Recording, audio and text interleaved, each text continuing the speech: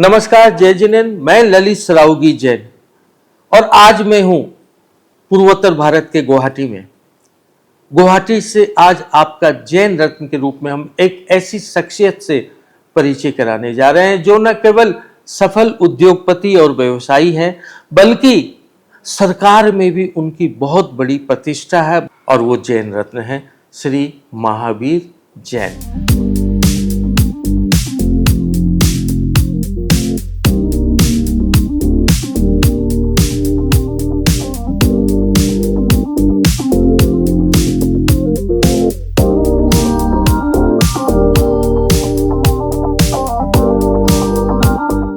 महावीर जी, जैन रत्न में आपका बहुत बहुत स्वागत। जय जिनेन्द्र ललित जी। आपका जन्म कब हुआ, कहाँ हुआ? मेरा जन्म कलकत्ता में हुआ 27 अक्टूबर 1959 में। वैसे बेसिकली हम लोग गुवाहाटी पलासबाड़ी से हैं, लेकिन व्यवसाय के लिए फादर कलकत्ता गए तो वहीं मेरा जन्म हुआ। आपके पिताजी और माँ के बारे में बताइए। पन्नालाल जी हमारे फादर रहे। इस हाथीगोला परिवार के विशेष कार्यकर्ता या काम करने व फाउंडेशन लगाने वाले हमारे ताऊ जी झूमरमल जी जैन रहे। तो पन्नालाल जी जैन और झूमरमल जी जैन के बीच में करीबन 10 साल का गैप था और ये 2 भाई एक बहन हैं। उस ज़माने में सपोज दादी माँ सिलाई करती थी, हाट बाज़ार करते थे ताऊ जी, फादर भी साथ देते थे, साइकिल में चलते थे, ठेला में चलते थे, घोड़ा गाड़ी में चलते थे। इस तरह व्यवसाय को बढ़ाया। धीरे धीरे पलासबाड़ी जो जगह थी वो ब्रह्मपुत्र में चली गई। जब ब्रह्मपुत्र में गई, लेकिन हमारे ताऊ जी ने समाज के लोगों के साथ मिलकर यहाँ एक गांव है विजयनगर, उसको बसाया। माने जैन लोगों को वहाँ पे बसाया और आज विजयनगर एक संपन्न गांव हो गया। तो आप लोग कितने भाई बहन हैं? पन्नालाल जी फैमिली में 3 भाई 3 बहन हैं और हमारे ताऊ जी की फैमिली में 6 भाई 1 बहन है। आपके परिवार में कौन कौन है? मेरे परिवार में पिताजी हैं, मदर अभी कुछ साल पहले चली गई, नहीं रही। मेरे 2 ब्रदर हैं, विनोद और प्रदीप, और मेरी वाइफ है। 2 बेटी है, कनिष्का और खुशबू। 2 बेटे हैं, प्रशांत और तुभ्यम। महावीर जी, ये तो हुई परिवार की बात। आप वर्तमान में किन व्यवसायों से आप जुड़े हुए हैं? देखिए, मैंने अपनी उम्र के 15 साल की अवस्था में व्यापार से जुड़ गया था। सबसे पहले मैं फादर के साथ सूते धागे के बिजनेस में इन्वॉल्व रहा, लेकिन 1982-83 में मुझे लगा कि हमें कुछ बड़ा काम करना चाहिए। तो रियल इस्टेट के लिए मैं जयपुर गया, असम में कोशिश की। तब 1987 में हमें एक स्टेट बैंक का काम मिला, कंस्ट्रक्शन का बड़ा काम मिला। उस काम को इम्प्लीमेशन हमारे परिवार के कमल भैया ने इम्प्लीमेशन किया और स्टेट बैंक को जो हम लोगों ने कॉम्प्लेक्स बना के दिया, वो परिवार का एक चेंजिंग पार्ट था। हम उसके बाद रियल इस्टेट परचेज करने में रहे। डेवलपमेंट का काम तो कमल भैया करते रहे, लेकिन उसके साथ साथ हमने इन्वेस्टमेंट खूब किया। सीमेंट के व्यवसाय में हमारे परिवार लोग बहुत सालों से थे, लेकिन हमने उसको चेंज करके 1986 में पूर्वोत्तर के हर राज्य में सीमेंट रेक से लाना और गांव-गांव पहुंचाने का काम किया। महावीर जी, आप एक व्यवसायी और उद्योगपति से ज़्यादा आपकी पहचान केवल गुवाहाटी नहीं, पूरे देश में एक कर्मठ कार्यकर्ता के रूप में होती है। तो निश्चित रूप से आप अनेक सामाजिक धार्मिक संस्थाओं से जुड़े हुए हैं। किन किन संस्थाओं से आप जुड़े हुए हैं? यहाँ की सबसे पुरानी संस्था है कामरूप चैम्बर ऑफ कॉमर्स, जिसका अध्यक्ष बनने के लिए लोग बहुत चिंतित रहते थे। यहाँ पे अल्फा का ज़माना था तो लोग डरते थे। उस समय पे 2002 के समय में मैं आगे आके उस संस्था को संभाला और कामरूप चैम्बर ऑफ कॉमर्स का मैं वर्तमान में भी आज की तारीख में भी अध्यक्ष हूँ। वैसे ही पिछले 12 साल से दिगंबर जैन पंचायत गुवाहाटी का अध्यक्ष हूँ। सूर्य पहाड़ पूर्वोत्तर कमेटी का भी मैं अध्यक्ष हूँ। अन्य कई संस्थाएं हैं।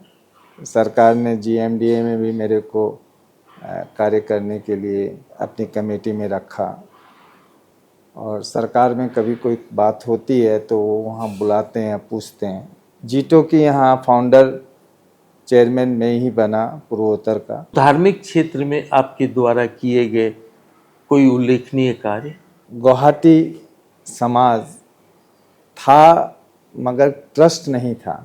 अधिकतर मंदिर धर्मशालाओं के ट्रस्ट नहीं है, तो हमने एक ऐसा ट्रस्ट बनाया गुवाहाटी समाज का, जो ट्रस्ट पूरे इंडिया में मैं समझता हूँ लोगों के काम आएगा, समाज को एकत्रित करने के लिए। जैसे आज गुवाहाटी के अंदर हमने जिस ट्रस्ट को बनाया, तो हमने गुवाहाटी की सारी संस्थाएं जैन को एक जगह ला दिया। गुवाहाटी शहर में जो भी अपने जैन समाज के धार्मिक कार्य हुए, जिसमें दिसपुर का भवन है, रियावाड़ी का चैत्यालय है, विजयनगर का मंदिर है, गुवाहाटी का मंदिर है, महावीर भवन है, महावीर स्थल है, इन सभी में हमारे परिवार का पूरा सहयोग था। बाहुबली में हमने आसाम भवन बनाया, तो भट्टारक जी ने मैं मिलने गया तो उन्होंने कहा एक भवन बना दो, तो हमने उसी समय स्वीकृति दे के एक आसाम भवन जो बनाया, जो आज बाहुबली में सबसे बेस्ट भवन है। समाज के लोगों के साथ मिलकर 7 महीने में ही वो बिल्डिंग बना दी। पूर्वोत्तर भारत में ऐसा मैंने सुना था कि जैन संतों के आगमन पे व्यवधान पैदा हो जाता है, क्योंकि लोग दिगंबर संतों को अलग नज़र से देखते हैं। उसके लिए आपने क्या प्रयास किया? पूर्वोत्तर में धर्म की जागृति है, लोग धर्म से जुड़े हुए हैं। जो गुरु आते हैं उनको पहले ही बता दिया जाता है कि यहाँ पे ऐसा हो जाएगा, वैसा हो जाएगा, लेकिन हमने ये धारणा को खत्म कर दिया।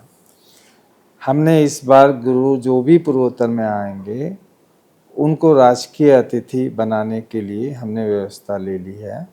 और हमारे समय में अभी प्रमुख सागर जी आए तो हमने उनको स्टेट से राजकीय अतिथि बनाया। तो हर पल, हर जगह, हर समय उनके साथ सरकार की सिक्योरिटी भी है और सरकार से द्वारा सम्मान भी है। जहाँ जहाँ जिस डिस्ट्रिक्ट में जाते हैं तो वहाँ के डिप्टी कमिश्नर आके उनसे मिलते हैं, और यही हमारे जैन समाज के लिए बहुत बड़ा सम्मान है। और मैं समझता हूँ कि ये काम बहुत बड़ा काम नहीं है।